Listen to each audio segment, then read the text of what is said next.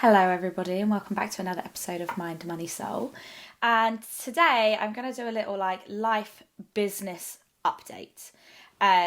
So strap in, honeys. I think the last time I did one of these was the end of last year, maybe, or earlier this year. Can't really remember. But a lot has happened. I have been on multiple dates. I have launched my Feel Good Investor course.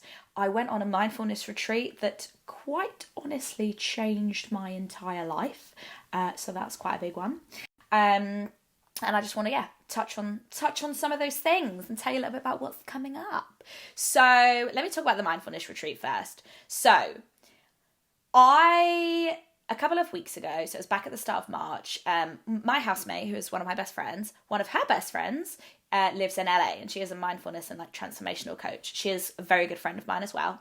Anyway, she comes over to the UK, and I actually just got back from Dubai. I was in Dubai for a week because one of my best friends lives out there, and one of me and my other besties went and stayed with her for a week, which was really fun. It was really nice weather. Minus one day, it actually rained. And on the day it rained, I actually secured myself a date in Dubai, which is the funniest fucking thing. I ended up going on a date with a guy who has lived there for 20 years. He's originally from Jordan, and he's lived in Dubai for 20 years, and he runs he's a proper entrepreneur, runs a business out there. He was really sweet, and I went on a date with him, and that was jokes. I am never moving to Dubai. He's never moving to London.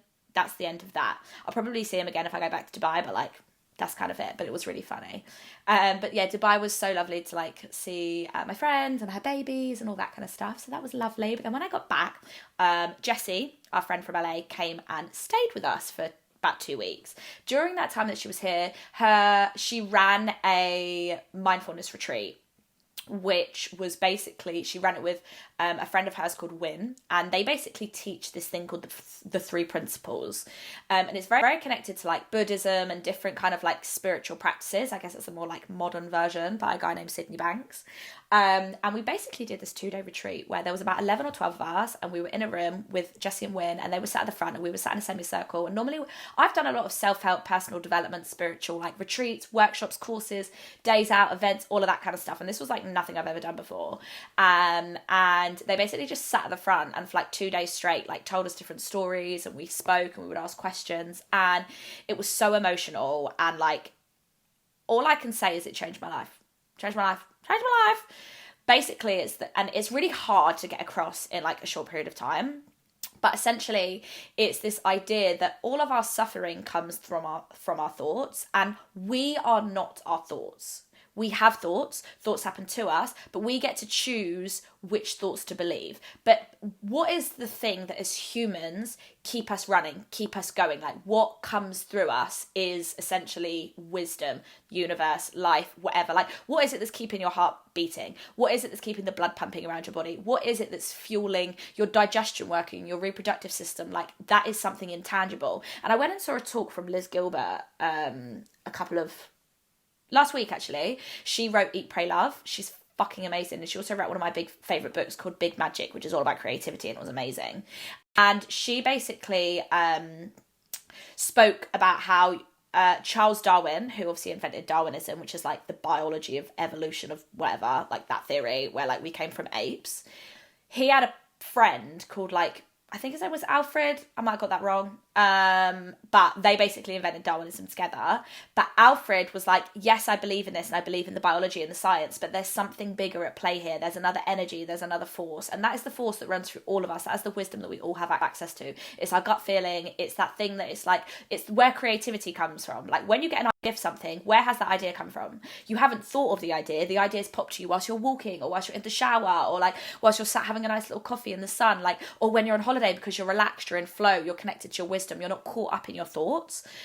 And I basically went with the plan to be able to manage my stress better. Being a business owner is nothing anybody, nobody can prepare you for it. It's a wild ride. You have the high of the highs and the low of the lows, but I don't think I've been the best at managing my stress. I'm definitely a lot better now, but my God, I have been not great at it. Anyway, so I went there with that plan, but what they taught us when we were there was so much greater than me just being able to manage my stress. It was something that I can apply literally to my whole entire life. And I was seeing thought patterns and beliefs and blocks that I had laying out in front of me. I was having these insights about my life, and I was like, oh my God. And I am definitely one of those people who analyzes and intellectualizes her feelings. Like, I'm like, well, I do this because of this, and I'm learning to do this now instead of this, and I go down that route. But sometimes I'm not great at feeling the feels, and I'm trying. I'm getting better. But anyway, this just sort of, they created such a beautiful space in there. Like, we came out, we got there, and they told their stories of how they got to like teaching and why they're doing what they're doing. And it was so emotional and moving, and they cried and we cried. And this was like an hour in on day one. And I was like, oh, this is going to be big. And like, everybody just felt that they just shared their vulnerabilities. It was open, it was raw, it was honest. And everyone was just like hanging off there everywhere, and we were in it. And there was no like teacher student dynamic. It was just a sharing. It was so juicy. Anyway, these 2 days were just incredible, and I realized how I've got a lot of things that I'm working through that I thought I'm aware of, like my hang-ups in relationships and my attachment style, and you know, I've been single for 30 years and like what elements have played a part in that, and I'm aware of like family things and friend things and like a lot of things about my personality. You know, I'm totally a perfectionist and I have to like work through that, but I didn't realize the prison of thought that I was in around my work and around my business. And I broke through a huge one when I quit my full-time job to go self-employed and to run my business, because I honestly was like, oh my God, I'll never be able to make money. That was my belief. I broke through that, but now I'm doing it. New ones are popping up, and this entire workshop was just the retreat was just magical and amazing, and it's changed my life, and I've been able to apply it to all these different things. And the last few weeks, so I guess the last month since this happened, I've just been like, my mind has been opened. You cannot unring the bell. I am seeing things so differently now, and it's just magique. So yeah, big up Jessie and Win. I will tag their Instagrams. Jessie has a podcast as well, and I highly recommend. I mean, it's so hard to put into words how amazing it was. It's kind of something you have to learn and experience for yourself. And it is a tool that you will take with you for the rest of your life. Obsessed. So yeah, that's been a big one. I also, like I said, I've been on 3 dates. Well, three, actually 4. So one was with that guy in Dubai. That was really funny. He was really sweet, but it's not enough to make me move to Dubai. But he was lovely. And the next one was with the Irish barman, who if you listen to my Instagram, you'll know about him. We went on I gave him a second date. And it was not for me. So I just called it off, and I just was like, look, I had a nice time, but like, I don't think I want to do that again. He never replied, which is fine. Like, I get it. I kind of just rejected him, really. So I was like, sorry, bye.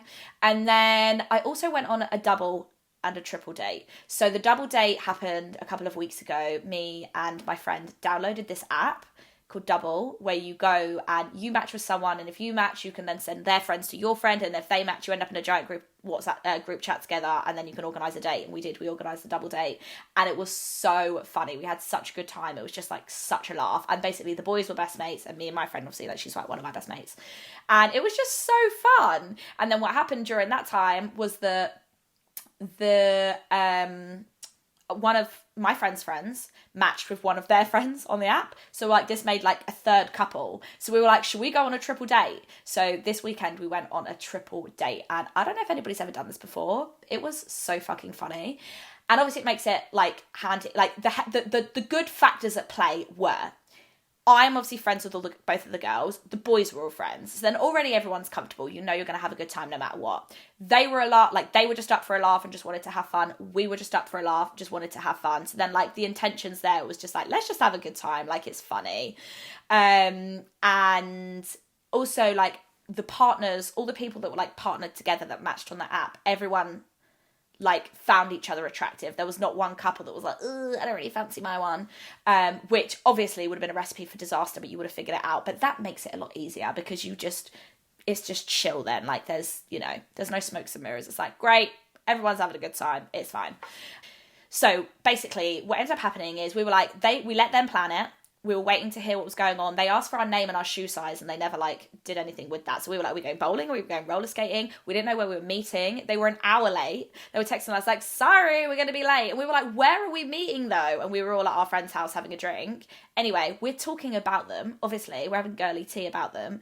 And we turn around and they were in the house. They just drove to the house and let themselves in, because obviously we'd been there a couple of weeks before, because that's where we started. We met there, and honestly, it was just so fucking funny. Like, I screamed. I nearly threw my beer. I was like, ah! They were like, we heard what you were talking about. It was so embarrassing, but it was really funny. Anyway, we go on this date, and we were like, where are we going, boys? Where are we going? Where are we going? And we were downstairs putting our shoes on, and we can just hear them laughing and giggling. And we were like, what is going on? Anyway, the bar that they booked for us to go to wasn't in the UK. It was in Canada. So when they've gone to get an Uber, it was obviously like, babes, you can't go to Canada. So we ended up having to make some last minute plans, and we ended up going to this pub and having some drinks. And then the second part of the night was we went to this club. We were on the guest list, and we went in, and it was just really funny. At one point, me and my dude were behind the DJ box, and then me and the girls were dancing on the stage, and we were just being silly and having fun.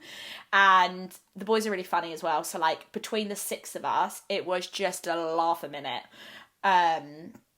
And yeah, it was I can't even remember all at one point we made them play Mr. and Mrs. So we were asking them questions about how much they knew about us, and we were quizzing them. So that was really funny. But yeah, a great way today is by doing doubles and triples, because it's fun. There's no pressure. You can just have a good time, suss your date out. We have now decided that we're all going to do solo dates with our respective partners, and then we will reconvene and have another triple date if all goes to plan. So I'll keep you updated on that. That was really fun. And then what else has been going on? So I launched my Feel Good Investor course, which is amazing. I've got 15 amazing women signed up, and we're starting today, actually, which is so much fun. And I've got some exciting things in the pipeline. I feel like I'm having a big shift in the business. I really want to talk more about business and life and mindset and what it's like to be an entrepreneur and how you can make your own money and the spiritual side of money and growing your money and all of these things. So I really want to work that more into my content. But once the course is over, I'm going to have a week of planning, and I feel really excited by that. A week of just understanding where I'm at with the business, where do I want to take it next, what do I want to do, how do I want to show up online, all those things, which is so important. If you are a business owner, or you're an entrepreneur, or you're self-employed, you need to have those CEO days with yourself, because otherwise you're the one leading the business. I think it's so different. When I was in a 9-to-5, I would have my job to do, and I would go over and above and beyond, but the direction that the company was going in was always led by my boss. And even though I got to be involved in those conversations and those meetings, you don't always necessarily think like that. And I was always thinking ahead, but it's so different when you run your own business. And honestly, running your own business is not for everyone.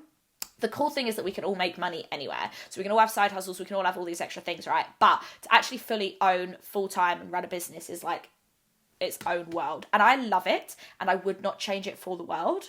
But it's if you're thinking about it, you've got to think of it's choose your shit sandwich, because every single job, 9-to-5, self-employed business owner, is going to come with something that maybe you don't want to do or is a bit harder. So it's really important to at least take those things into consideration and speak to business owners or speak to entrepreneurs and be how do you find it? What are some things you need to think about? Because that's definitely something I did. But again, I guess until you do it, you don't actually fucking know. That is one thing I will say. So next things coming up for me is I'm going to level up with my content, so watch out for that. I think I'm planning to bring some guests on the podcast, which I'm really excited about. I'm just ironing some details out. And yeah, that's kind of it really. The podcast is going to be a big one, so I'm really excited. So to everybody that's listened and supported, just thank you so much. I've hit 115,000 downloads, which I'm so buzzed about, and I just get such lovely messages about the podcast. So I just want to say thank you so much. Thank you for being here. Thank you for listening. And yeah, that's a little update on my life. I don't think there's much else to update you on. I love you all. I hope you have a good week, and I'll speak to you soon.